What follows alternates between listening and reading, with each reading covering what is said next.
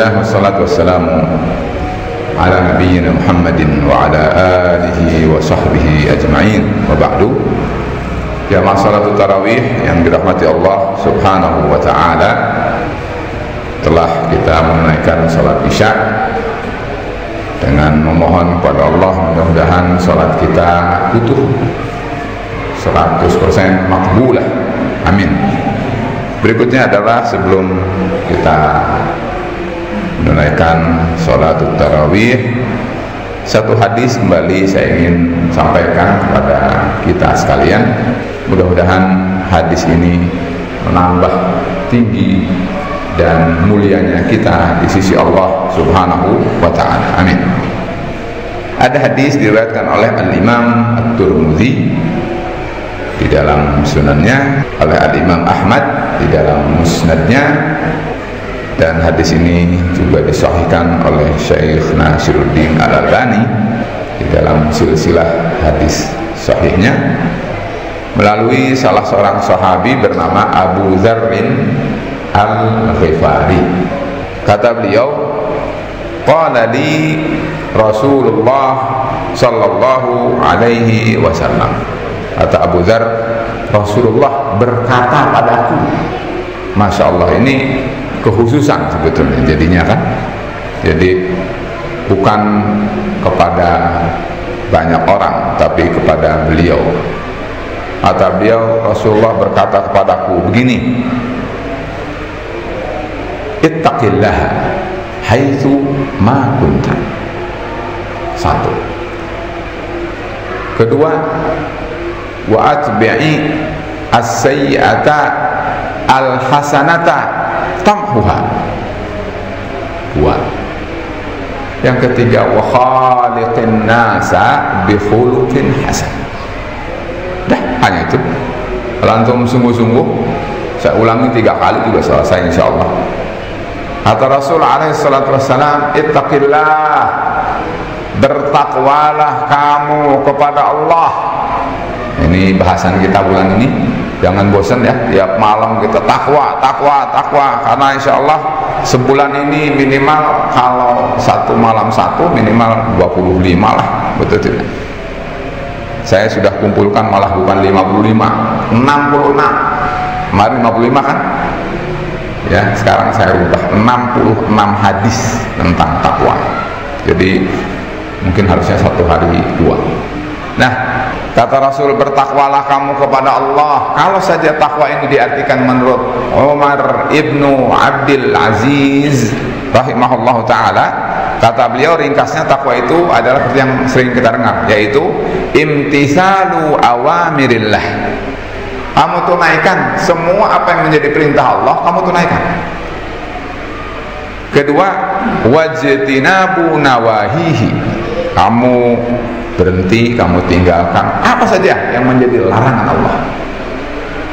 Dan ini sebetulnya tiang syariat Islam. Kalau kita ingin tahu tiangnya syariat Islam itu ya berasal dari sini. 1 perintah, 2 larangan. Kalau tidak ada perintah, tidak ada larangan, ya boleh. Sudah, itu mudah sekali. Karena itu wajib bagi setiap kita mengetahui apa yang diperintahkan oleh Allah, apa yang dilarang oleh Allah. Yang diperintah oleh Allah akan jadi 2. 1 yang mendapatkan tekanan namanya wajib, 2 namanya anjuran yang disebut dengan istihbab atau sunnah. Kedua yang dilarang yang ditekankan namanya haram. Kalau yang dilarang tetapi harusnya, kalau bahasa kita seyogianya, sebaiknya harus ditinggal, itu namanya makruh. Makanya biasanya kita sebut dengan ahkam taklifiyah. Para sekalian, kata Rasul, bertakwalah kamu kepada Allah. Lanjut, kapan itu takwanya? Itu di bulan Ramadan doang? Tidak, kata Rasul, haitsu ma kunta. Kalau dalam bahasa nahwu, haitsu ma itu adalah dikategorikan dalam zarf makan, terkait dengan tempat, berarti dimanapun kunta kamu berada. Jadi di masjid bertakwa, di rumah bertakwa, di jalan bertakwa, di kantor bertakwa, di pasar bertakwa, tempat saja di mana kita berada, bertakwalah kita kepada Allah.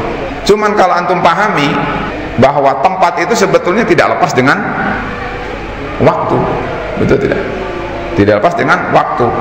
Karena itu para ulama mengatakan, ada yang mengatakan bimanzilatil az-zaman, setingkat, status dengan zaraf zaman juga. Berarti kalau begitu, dimanapun kamu berada, kapanpun kamu berada. Jadi dimanapun, kapanpun kamu berada, bertakwalah kamu kepada Allah. Ini hebat sekali. Ini adalah bulan yang kita sedang nikmati ini. Lalu yang kedua, soal misalnya nih, kita tidak ideal kan? Ada aja kurangnya, ada aja salah, yang namanya orang tidak maksum.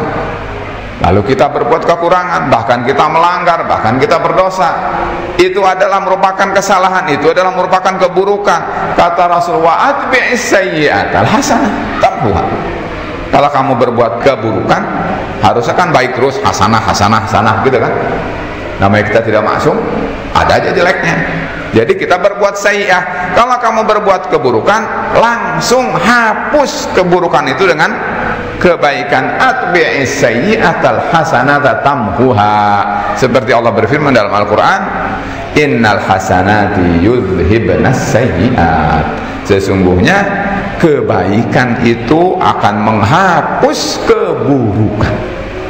Jadi kalau kita ikhwan sekalian tidak ideal atau malah melanggar, mudah-mudahan tidak, betul tidak, tapi kita kan tidak maksum nih. Bisa jadi telinga kita, mata kita, mulut kita dan seterusnya ada saja salahnya tiap hari, betul tidak? Karena itu kata Rasul, segera susul, ganti dengan perbuatan yang baik. Kalau perbuatan yang buruk itu dikerjakan di tengah-tengah orang, kata para ulama, kamu berbuat baik juga di tengah-tengah orang. Kalau kamu berbuat buruk pada saat kamu bersendirian, kamu berusaha pula untuk berbuat baik pada saat kamu bersendirian. Nah begitu.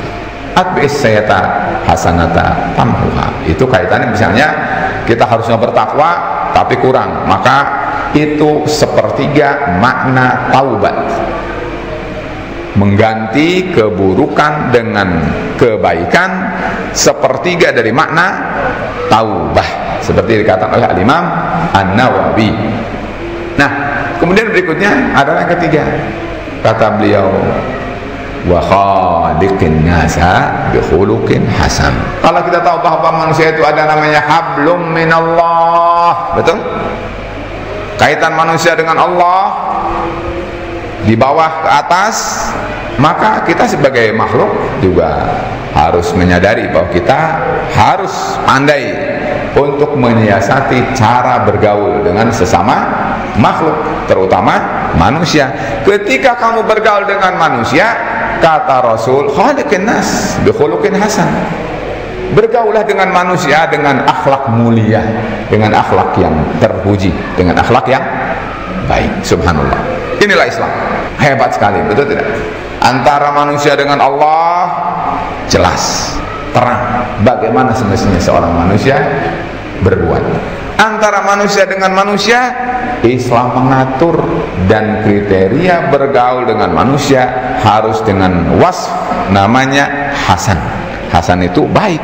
Baik itu kebalikan daripada qabih, kebalikan daripada sayyi yang barusan tadi kita dengarkan, as-sayyi'ah hasanah. Berarti kalau bi khuluqin hasan, kebalikannya khuluqin sayyi.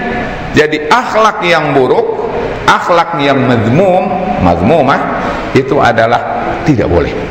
Nah karena itu kita harus pandai dan harus tahu mana akhlak yang mahmudah,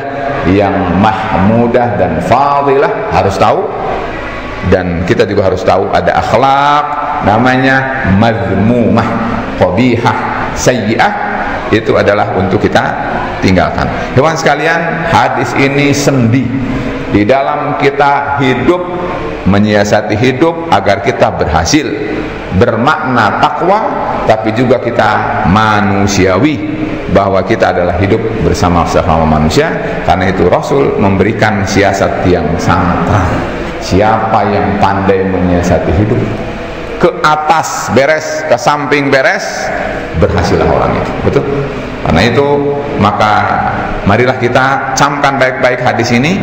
Mudah-mudahan kita termasuk orang yang bertakwa dan orang yang saleh, orang termasuk yang muslih, sehingga kita akan dicintai Allah, berhak rahmat Allah dan fadl min Allah. Wassalamualaikum warahmatullahi wabarakatuh.